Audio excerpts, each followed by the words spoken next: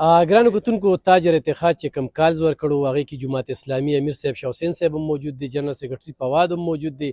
مشترکه چې کوم دی نو سبا یو دغه احتجاجي مظاهره کوي، د هغې نه پس به بیا شټر ډاون کوي او د دوی دغه غوښتنه ده چې ډي پي او 400 مسعود احمد بنګش ته په دې ځل پاتې شي 2 بجې چې کوم دی. 2 بجې بسم الله الرحمن الرحیم. څنګه چې مونږ کال ورکړو د احتجاج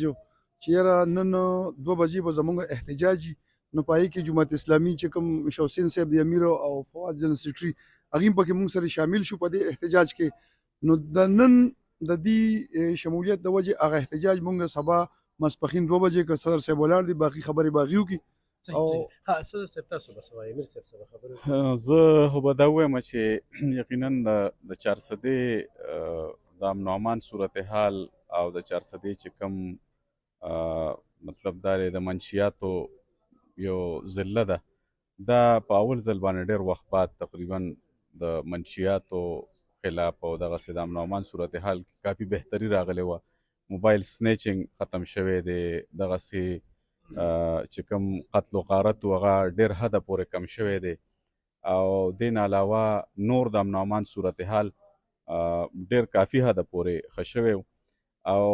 موږ دا توقع ساتله چې ډي پي او صاحب انشاءالله په دې ضلع کې زموږ سره دا حالات به ټیک کوو په شریکه باندې، ځکه چې زموږ دا نوجوان نسل د منشیاتو طرف ته روان دی او په هر کور کې او په هر ځای کې محله کې ورته منشیات میلاویږي. نو د دې خلاف دی یو برپور مهم وچلو او ډېر حده پورې هغه څیزونه کنټرول کړل. نو موږ د دې په دې ټرانسفر باندې ډېر زیات خفه یو او موږ د آی جي پي صاحب نه مطالبه کوو، موږ د صوبایي حکومت نه دا مطالبه کوو چې د دې دا ټرانسفر د منسوخ کړی شي او دوی د په دې ځل 400 کې موږ سره پاتې کړی شي، ځکه چې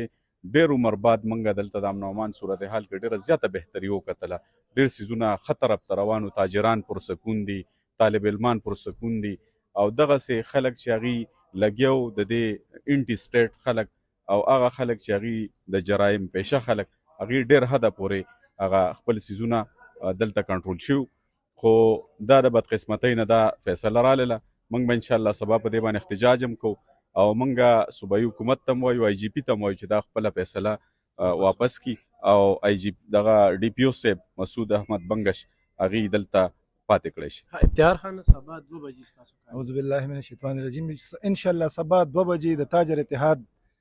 په ټولو بازارونو کې که زما کوم ملګري اوري نو سبا 2 بجې هر یو بازار کې د ملګري راوځي. زموږ په 400 کې مین احتجاج وي، په هغې کې چې زموږ د جماعت اسلامي رور ولاړ دی. خو د دې نه علاوه زه به وایم چې محب 400 کم خلک دي، کم خلک دي محب 400 چې هغه راپاسي او د ډي پي او صاحب مسعود احمد بنګش د آرډر د کینسلیشن دپاره اواز اوچت کړي، ځکه چې دا یو د تاجر اواز نه دی، دا یو د سیاسي پارټۍ اواز نه دی، دا د کونډې اواز دی، دا د یتیم اواز دی، دا د مزدور اواز دی. نو دغه اواز آی جي پي صاحب ته وایو چې دغه اوازونه ټول مه دباوه او د مسعود احمد صاحب بنګش صاحب چې کوم زموږ ډي پي او د 400 دی د هغه تبادله منسوخ کړه، د عوامو په بهترین مفاد کې چې د 25 لاک 400 آبادي ده او د هغې په بهترین مفاد کې انشاءالله. او دا به تاسو نه تمه امید هم لرو چې د دې خلکو د 400 چې کوم ځپلي شوي خلک دي او نن سبا هغې لږ شان سر راوچت کړی دی د کرایم چې کوم خلکو نو هغه مسعود احمد بنګش ښکته کړي دي او پرامن خلک بهر راوتی دي. نو دا به امید لرو چې آی جي پي صاحب په دې باندې غور وکړي او زموږ به احتجاج سبا برپور وي. که سبا ونه شو نو بیا به انشاءالله شټر ډاون وي تر هغې پورې چې څو پورې د مسعود احمد بنګش صاحب هغه ټرانسفر کینسل شوی. ګرانو کتونکو سبا 2 بجې د 400 په فاروق اعظم چوک کې محب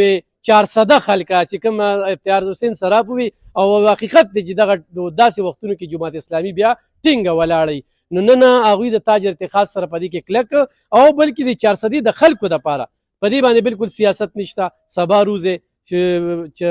ډي پي او صاحب پاتې وي محفوظ 400 به یې او خو ډي پي او صاحب لاړه نو تاریخ چې کوم دی نه په ماضي کې هم داسې لیدلی دی او نه په فیوچر کې به بلکې داسې انسانیت لیدی شو ضرور راشي.